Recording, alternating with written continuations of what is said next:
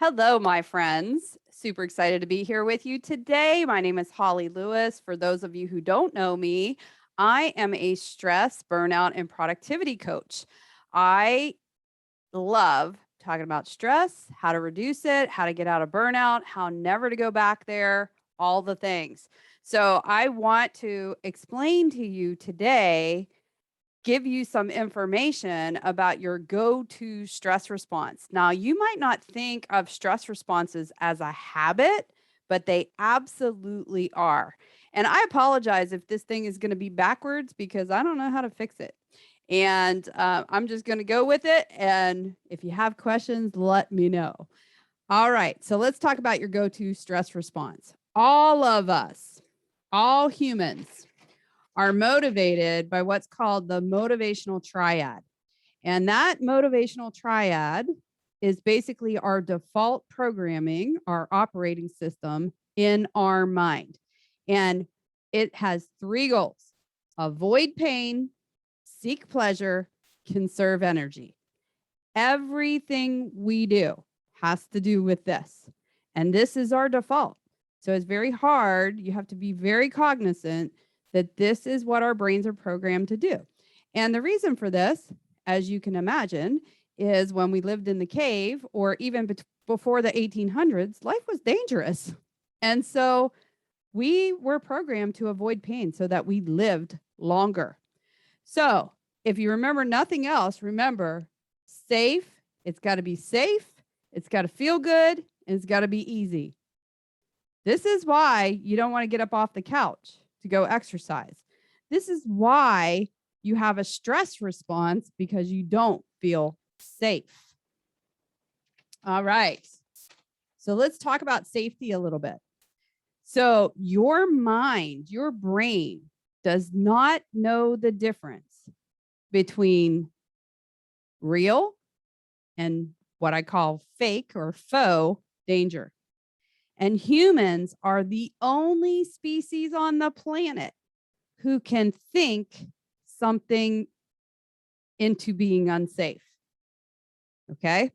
All other animals, it's really their stress response is in response to what they feel, not what they think. So humans can have a stress response based on what they think. And remember, your brain does not know the difference between real danger and what we make up as danger. Okay. So unsafe, that feeling of unsafe invokes the stress response. Okay. So there are 4 different stress responses, and it is fight, flight, freeze, and one that you might not have heard of, which is called fawn. So fawning is basically where you are going to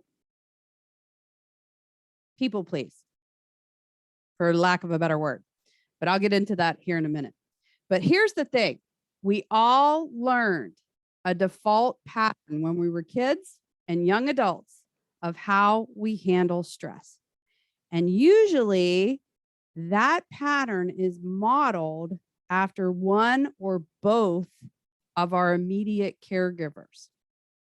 So for example, my mother was a fawner and my father was a flight person. And so my default stress response is flight and fawn. So you can have one or a combination of things that are basically your habit of how you respond to stress. So we all learned a default pattern, and one or a combination of them are what our go-to stress responses is. And it's important to realize what this is, because then you can become aware of it and actually do something about it.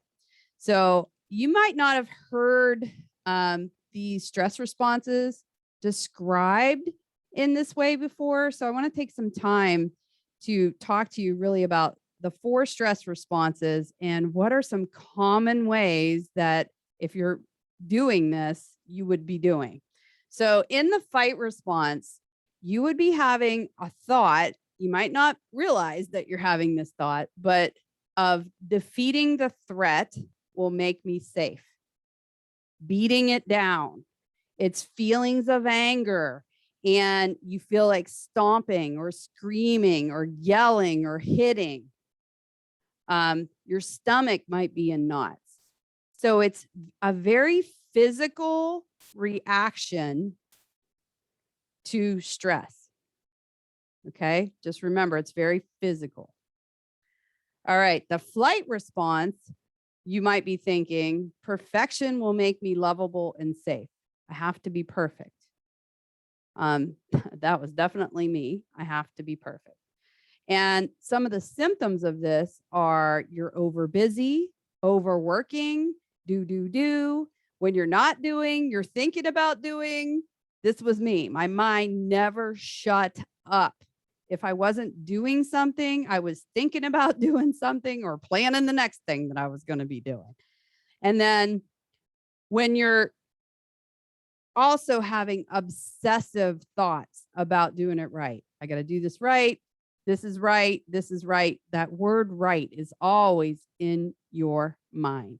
So you have a very specific thought pattern around what's right and what's wrong. All right. So that's flight. Then we have freeze. And I find freeze interesting because most people don't realize that what they're doing is the freeze response. So being alone will make me safe is something that you might be thinking when you're in the freeze response. Disorientation, disassociation, not wanting to be around other people. You hide, self-isolate, space out.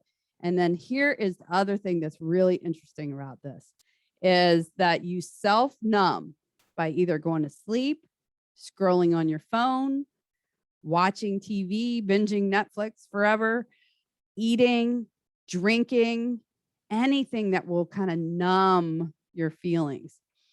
I think as well, procrastination falls in here, right? And so when you have a freeze response, you're procrastinating and doing other things to make yourself feel better.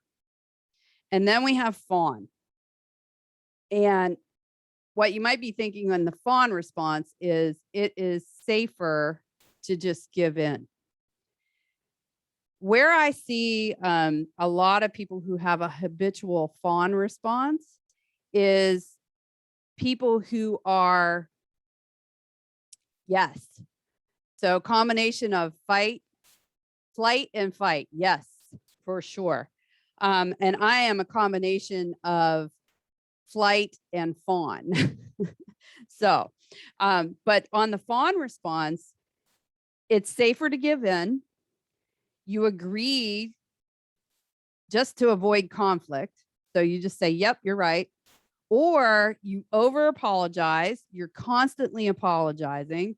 I'm sorry. I didn't mean to hurt your feelings. I'm sorry. I didn't do that. I'm sorry. I'm sorry. I'm sorry. And you strive to fit in. You don't want to be any different because you don't want to be ostracized. Normally what I see here on the fawn response, and I do this as well, is when you I learned this from my mother, and my mother grew up with alcoholics. And so they were volatile. So normally where you see this is if you had a caregiver or you had an experience where someone was kind of volatile in their stress response. So they either had a fight stress response and you never knew what was going to set them off, or, they had a problem with drugs, alcohol, whatever, where you had to walk around on eggshells and you didn't really know, what was going to set them off. And so you learn a fawn response from that. So I want you all to see that it's basically just a habit in your brain. So the way that your brain works is as things are repeated throughout your life, it creates this neural pathway that just becomes automatic on autopilot. And so you probably don't even realize that you have a stress response or a combo stress response that is a habit. So anytime that your brain thinks that you're unsafe, you're going to have this stress response. I can give you a perfect example of this. I have a lot of time anxiety. My parents basically drilled into me that you are never late and that only bad people are late. My parents were 30 minutes early for everything. And so last week I had an appointment and my daughter was running a little late and she was coming with me. And I really wanted to leave at a certain time to get there because it was a far drive and I didn't want to be late. Well, she was dragging her feet a little bit and we got a late start. I about had a panic attack. So it threw me right into the flight response. I drove fast. I was like, okay, who do I got to call to tell them I'm going to be late? All of these things. It was like action, action, action, action, action. It just threw me right into it. But once I realized what was happening, I was able to calm myself down. So this is why I want you to realize what your stress response, your habitual stress response is, because once you know it, then you can actually do something about it. Because frankly, unless there's real danger, the rest of it's fake danger. And you really don't have to act this way. And it'll bring your stress levels way down if you're not having constant stress responses. And this is why I want you to learn this. All right. So once you know what your stress response is, the simplest thing to do is just practice the opposite. So if you have a fight habitual response, practice being calm. Do some meditation. Practice calming yourself down proactively. And then that will become a habit to be calmer. If you are a flight response, slow down.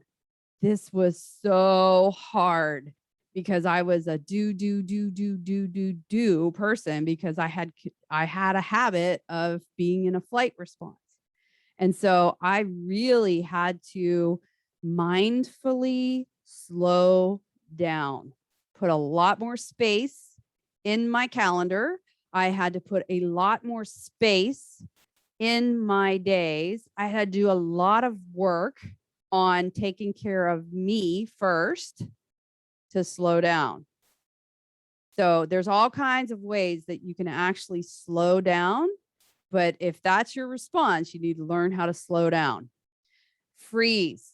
Now, the opposite is true for those of you in a freeze response. You have to actually take action. You have to practice taking action and feeling your feelings. Because a lot of what happens in a freeze response is you're trying to numb a feeling that you're having. And here's the thing. Emotions only last 90 seconds. Now, they might come back in waves for the really strong ones, like grief or love or, disappointment or whatever, but they only last 90 seconds. You can set a timer and outlast that. You don't need to drink or smoke. That's what I did. I smoked, to cover up anxiety. You don't have to do that. You can sit with it and just be curious about it. It's not going to kill you. All right. And then on the fawn side, saying no. So this is so important. I had to really, really learn how to say no. And it was so uncomfortable at first. But what I did was I ended up just gradually starting to say no to things that I really did not agree with or did not want to do. And I just found ways to say no that I was really uncomfortable with at the beginning, but as said no more and more, I became more and more comfortable with that in terms of how does that affect me and my self-care. I mean, I really was asking myself the question, do I really want to do this? And if the answer was no, then I figured out a way to say no. All right. So, what questions do we have? Anybody have any questions about what I covered? Hopefully, this recording is going to show this the straight way. If not, oh well, we'll figure it out for the next time. But anybody have any questions in the chat or questions about anything with coaching or stress? Hello, Holly. This is Yeah. Dixie. Hey, Dixie, how are you? Doing good. It's fall up here. In regards to I see as you talk about is in most cases most people are unless you're only raised by one parent, you have one, but normally you have two. And the thing is you should document some of this, because I think if you look back and in a journal, if you journal along this journey that you're change, you would actually kind of recognize, because I think every day, you're just living day to day sometimes, but if you can come back and say, well, how was this day? Did I fight, fawn, or whatever it may be, and put a check mark on there. Mm-hmm. Yeah, absolutely. I love journaling. I journal every morning just to try and get out, what am I thinking? And the other thing about it too is when I recommend that people look back to say, okay, what was the patterns that were modeled for me? I certainly don't want you to blame anyone for it, because here's the thing, our minds like to blame people for things because it's our ego, right? It serves our ego to blame people. But really, your parents or your caregivers or whatever, they had the best tools that they had available to them, right? They did the best they could. And Right. and so I like to look at it that way. Like, my parents did the best that they could with the tools that they had, right? They didn't And know and all a of book, this. and a kid doesn't come with an instruction manual. Mhm. Yeah, definitely true. And, and plus, our parents, at least mine didn't really know like mindset work or, stress management or any of this kind of stuff. They didn't have a clue. They were just going to work, trying to make a living and trying to raise us to be, you know, human beings that fit into society, right? They didn't realize that they were modeling this kind of behavior. So, but yeah, great point, Dixie. I think journaling is a huge, huge thing, because you can get things out of your mind onto paper, and then you can definitely examine what your thoughts are about certain things. But also it it kind of formulates this next step is to create goals. Mm-hmm. Yeah, for sure. Yeah. And so, one of the things I always recommend in terms of when you want to change your self-concept, right? And so that's what I'm really recommending that you do here, is that if you want to become someone who stresses less, then you need to incrementally add things to your everyday routine in order to make you that person who stresses less. And so, and if you're an overachiever like I am, you're going to want to add all this stuff, right? Right. At the very beginning.